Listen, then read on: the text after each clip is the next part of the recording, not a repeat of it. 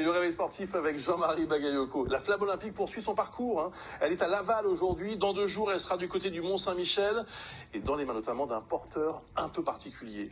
Le doyen des relayeurs. Ce sera un grand moment pour cet homme qui est centenaire. Racontez-nous son destin exceptionnel. Oui, il s'appelle Roger Lebranchu et tenez-vous bien, en juillet prochain, il va souffler ses 102 bougies, 102 ans. Mais avant de fêter cet anniversaire, eh bien, il va porter la flamme olympique vendredi. Je peux vous dire qu'il ressent une immense fierté et une petite pointe d'appréhension sur cette portion du parcours. Regardez, eh bien, lui, il va le parcourir 200 mètres, la torche olympique à la main. Ça fait beaucoup à son âge, mais il le fera à son rythme, en marchant. Il m'a confié qu'il a envie de faire bonne impression, Roger. Voilà pourquoi il s'entraîne chez lui, regardez, sur son vélo d'appartement. Il fait ça tous les jours dans sa maison à Aguin-Coutainville.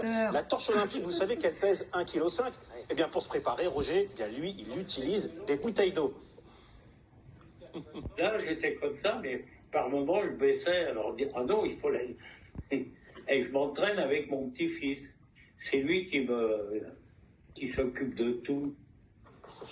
On est impressionné, 102 ans il a ce monsieur, il est en pleine forme et son petit-fils qui le coach a parfois du mal à le suivre. Oui, il faut dire que Roger, eh bien, il a été champion d'aviron, il a même participé aux Jeux Olympiques, c'était en 1948 à Londres. Regardez les images qu'il nous a envoyées, Roger, oui, donc c'était lui le 3e en partant de la droite sur ces images et là voilà, ils sont cerclés. Alors malheureusement les Jeux Olympiques se sont arrêtés rapidement cette année-là pour l'équipe de France, battue par les Américains dès la première course, mais Roger lui il en garde un super souvenir, un souvenir très heureux. Cette défaite c'est même une grande victoire pour lui. Et pourquoi ?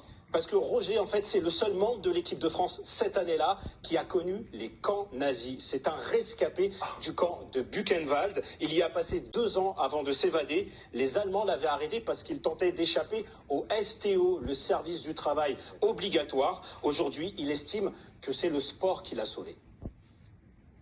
Et alors, ça m'a beaucoup sauvé parce que le sport, c'est le don d'aller au-dessus de soi-même quand il le faut. J'ai été champion de France en sortant du néant.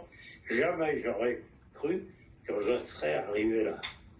Alors ce destin extraordinaire va connaître un nouvel épisode glorieux. Ce sera donc vendredi du côté du Mont Saint-Michel. Il y aura sa famille, ses enfants, ses petits-enfants qui vont l'encourager. Et il va donc porter ce flambeau olympique. C'est sans doute le symbole le plus symbolique pour lui, pour ce grand sportif de toujours. Un symbole qui matérialise peut-être la fraternité et la paix entre les peuples. Bien, merci beaucoup et bravo donc à ce doyen, à Roger, donc 102 ans, ce sera donc du côté du Mont-Saint-Michel. Merci beaucoup Jean-Marie encore.